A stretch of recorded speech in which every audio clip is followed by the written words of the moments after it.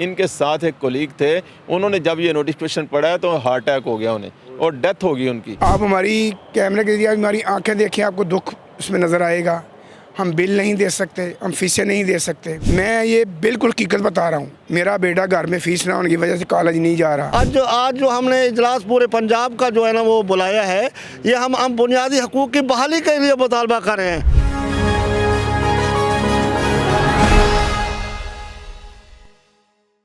अस्सलाम वालेकुम, मेरा नाम मियाँ इम्तियाज़ है। आप देख रहे हैं पाकिस्तान ख़बर डिजिटल। हुकूमत की जानिब से ये एक मरासला जारी किया गया मुख्तलिफ़ सरकारी दफातर को कि आज से आपसे रिटायर होने वाले जितने भी मुलाजमीन हैं सरकारी, उनकी पेंशन में जो इजाफ़ा है वो नहीं किया जाएगा। और इसके ऊपर एपका ने प्रोटेस्ट लॉन्च करने का फ़ैसला किया है। मीटिंग्स जो हैं वो की जा रही हैं। मुख्तार गुजर साहब मेरे साथ मौजूद हैं, जो सदर लाहौर डिवीज़न है, इनसे बात करते हैं। सर, ये क्या मरासला जारी कर दिया हुकूमत? सर, एक तो ये है कि इस बढ़ती हुई महंगाई में हमारा ये मुतालबा था, जिसके लिए हम अक्सर बाहर निकलते थे, आप देखते थे कि हमारा ये था कि महंगाई के मुताबिक तनख्वाहों में भी इजाफ़ा किया जाए। ठीक है। जैसा कि 15 दिन बाद अगर पेट्रोल की कीमत आलमी मंडी के मुताबिक या उसके मुताबिक बढ़ाई जाती है तो कम से कम हम भी वो चीज़ें ख़रीदते हैं, हमें भी उसके मुताबिक रेशो से तनख्वाहें बढ़ाई जाएँ।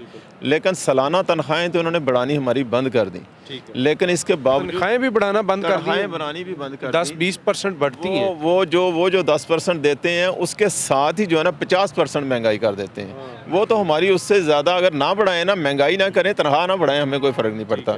उसके साथ साथ ये हुआ सर कि उन्होंने सिर्फ ये नहीं किया कि हमारी पेंशन और ग्रेजुटी, जैसे आपने फरमाया कि वो इजाफ़ा ख़त्म कर दिया है। इजाफ़ा नहीं, बल्कि हमारी जो कमाई थी ना पूरी, यानी कि एक बंदे को अगर 20-30 लाख रुपया मिलना था, उसका ये था कि ये मैं जाऊंगा अपनी बेटी ब्याह लूँगा, अपना को हज कर लूँगा, को मामलात घर के संभाल लूँगा, वो ख़त्म कर दी। उस पर इस कदर कट लगा दिया गया कि ना होने के बराबर ग्रेजुटी कर दी है। जो पेंशन वो मिलती थी या वो ग्रेजुटी वो थी, और पेंशन जो हमें माहाना जो मिलती थी एक बूढ़े बंदे को, जो उसका एक बुढ़ापे का सहारा था, उसको इन्होंने तकरीबन 60%, 65%, 75% के रेशो मुख्तलिफ बना दी है, मुख्तलिफ कैटेगरी की, और वो इस कदर कम कर दी है कि आज लोग परेशान हैं। हमारे एक साथी हैं इंडस्ट्री में, हमारे ये अमर भट्ट साहब बैठे हैं, इनके साथ एक कोलीग थे, उन्होंने जब ये नोटिफिकेशन पढ़ा है तो हार्ट अटैक हो गया उन्हें और डेथ हो गई उनकी। तो इसी तरह हमें फ़ोन आ रहे हैं, लोग इस कदर परेशान हैं कि जो रिज़्क़ हलाल कमाने वाले हैं, जो ज़िंदगी में जिन्होंने कोई ऐसी हेरा फेरी नहीं की, हेरा फेरी वाले बंदे हो सकता है कि उन्हें परेशानी ना हो, लेकिन हम तो कम से कम बहुत परेशान हैं, हमारे साथी तो बहुत परेशान है कि तो ये आपका ही पैसा होता है, सरकारी मुलाजमीन का पैसा ही होता है जो तनख्वाहों में से कटता रहता है? जी, ये हमारा ही पैसा है, हमारी तनख्वाहों में से कटता है। हमारी वो लीव इन कैशमेंट के पैसे थे, वो इन्होंने बंद कर दिए, वो ना होने के बराबर दे रहे हैं। इसके बाद इन्होंने हमारी 17A के तहत जो गरीब यतीम बेवाएँ भर्ती होती थी किसी हादसे की सूरत में, वो इन्होंने ख़त्म कर दिया।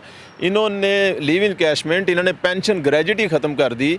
यहाँ तक कि एक नॉमिनल फ़ंड की मद में हमें कफन दफन के पैसे, जो मर जाता है बंदा, उधर कबर के पैसे भी आजकल 20,000 तो उधर लग जाता है, वो भी 15,000 रुपया बंद कर दिया इन्होंने, पंजाब गवर्नमेंट ने। और यानी ये वो तमाम सहूलियात थी जो एक सरकारी मुलाजिम को जो है वो मिलती थी, और इसीलिए लोग सरकारी नौकरी जो है वो करते थे। तो आप समझते हैं कि इससे जो बड़ा इज़्तिराब पाया जाएगा मुलाजमीन के अंदर? औज़ु बिल्लाहि मिनश्शैतानिर्रजीम, बिस्मिल्लाहिर्रहमानिर्रहीम। हमारे लीडर जनाब मुख्तार गुज्जर ने तफसील से आपको बता दी है। आप हमारी कैमरे के जरिए हमारी आंखें देखें, आपको दुख उसमें नज़र आएगा। हम बिल नहीं दे सकते, हम फीसें नहीं दे सकते। मैं ये बिल्कुल हकीकत बता रहा हूँ, मेरा बेटा घर में फ़ीस ना होने की वजह से कॉलेज नहीं जा रहा। हमारे ऊपर ये जुल्म की इंतहा है कि 11, 14 और 22 में जो इजाफ़ा किया गया वो वापस ले लिया गया है। आप यकीन करें, मुख्तार साहब ने बताया आपको, मेरा एक नेबर था, जब उसने नोटिफिकेशन पढ़ा तो वो फौत हो गया इस गम से। वो लोगों को डिप्रेशन का हो गया है, वो डिप्रेशन की गोलियां खा रहे हैं। तो हम हुकूमत से अपील करते हैं कि ज़ालिमाना पॉलिसियाँ जो इन्होंने इख्तियार की, इनको वापस लिया जाए। क्लर्क पुरअमन लोग हैं, मुलाजमीन पुरअमन लोग हैं। अगर हमारे मुतालबा पूरे ना किए गए, हम जेल बरो तरीक भी चलाएँगे।